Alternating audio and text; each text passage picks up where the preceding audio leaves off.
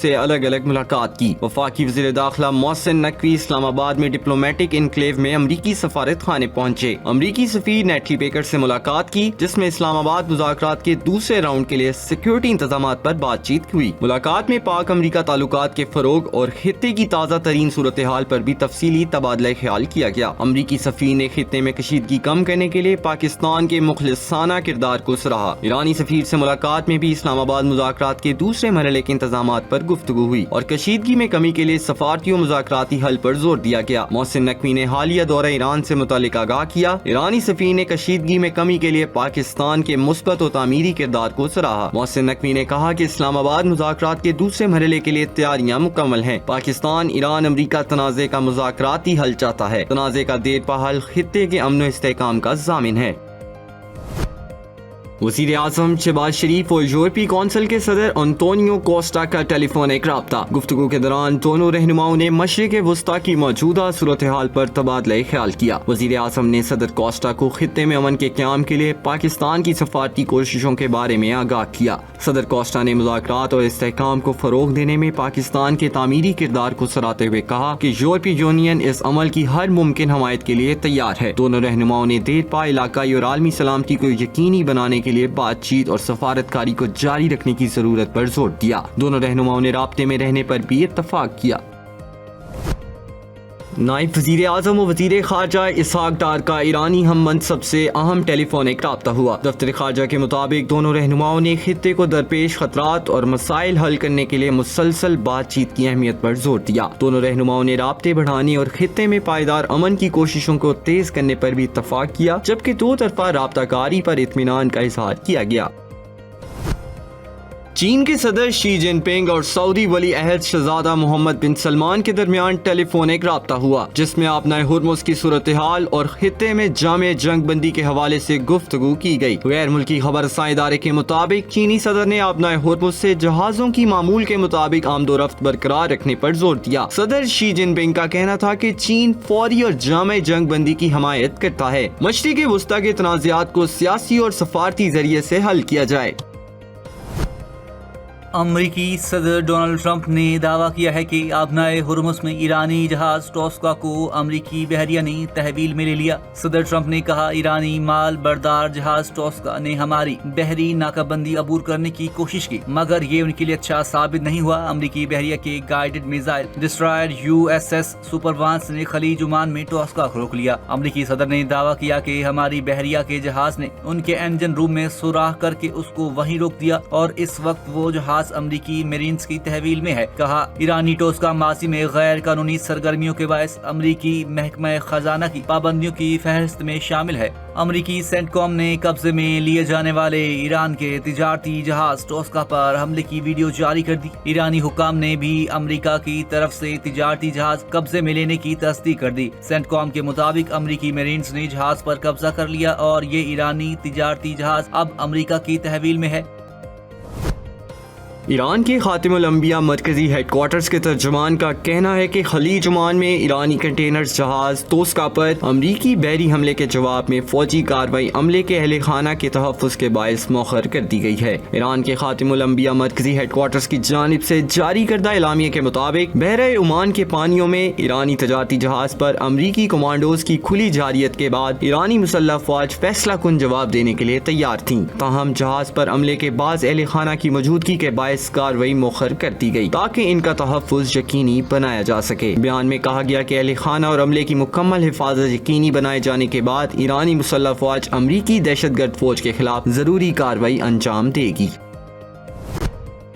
ایرانی جہاز کو قبضے میں لینے پر تشویش ہے، فریقین کو چاہیے کہ وہ ذمہ داری کا مظاہرہ کرے۔ امریکہ کی جانب سے ایرانی کارگو جہاز کو قبضے میں لینے پر چینی وزارت خارجہ کے ترجمان کا رد عمل سامنے آ گیا۔ کہا کہ امریکہ اور ایران کے درمیان مذاکرات کی موجودہ صورتحال نازک مرحلے میں داخل ہو چکی۔ دونوں فریق موجودہ کشیدگی یا کسی بھی جنگ بندی معاہدے کی پاسداری کو یقینی بنائیں۔ چین بات چیت میں تعمیری کردار ادا کرتا رہے گا۔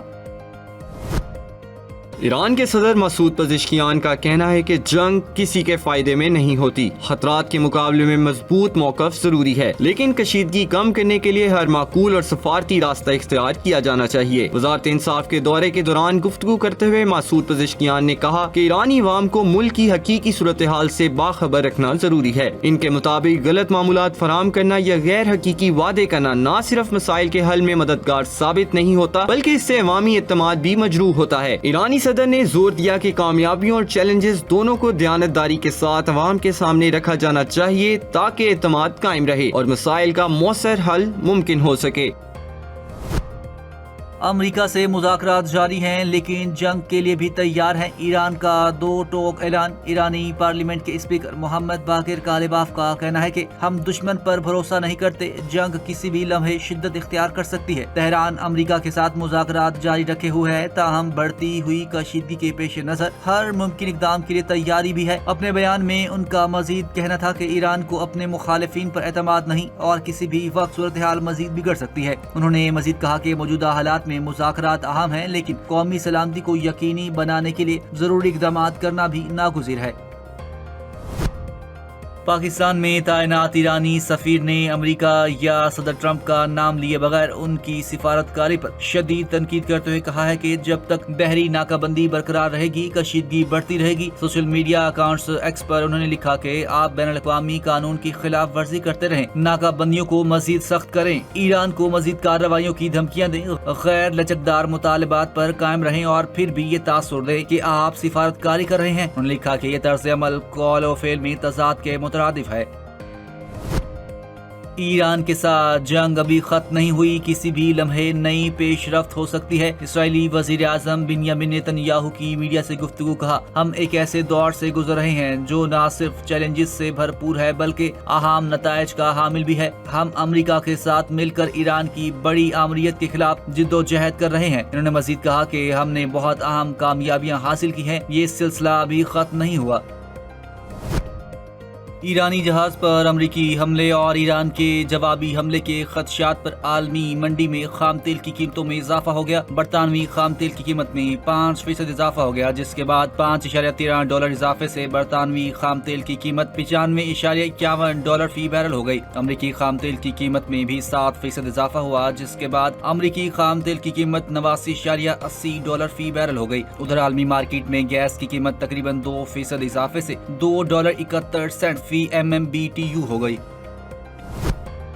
پوپلیو کا یوکرین جنگ میں شدت پر اظہار تشویش۔ انگولا کے دارالحکومت لوانڈا میں اجتماع سے خطاب میں کہا، اب ہتھیاروں کو خاموش کر دیا جائے اور بات چیت کا راستہ اختیار کیا جائے۔ لبنان اسرائیل جنگ بندی کی تعریف کرتے ہوئے اسے امید کی وجہ قرار دے دیا۔ ایران کے شہر مناب میں امریکی حملے میں شہید ہونے والے اسکول کے بچوں کے والدین کا کیتھولک مسیحیوں کے مذہبی پیشوا پوپ لیو کو خط میں والدین نے شہید بچوں کی آواز بننے پر پوپ لیو کا شکریہ ادا کیا اور کہا کہ آپ کا پیغام ہتھیار رکھ دیے جائیں، ضرور سنا جائے گا۔ شہید بچوں کے والدین کا کہنا تھا کہ وائٹ ہاؤس نے ابھی تک مناب اسکول حملے پر معذرت نہیں کی۔ واضح ہے کہ 28 فروری کو امریکہ اور اسرائیل کی جانب سے مناب میں اسکول پر امریکی حملے میں بچیوں سمیت 160 سے زائد افراد شہید ہوئے تھے۔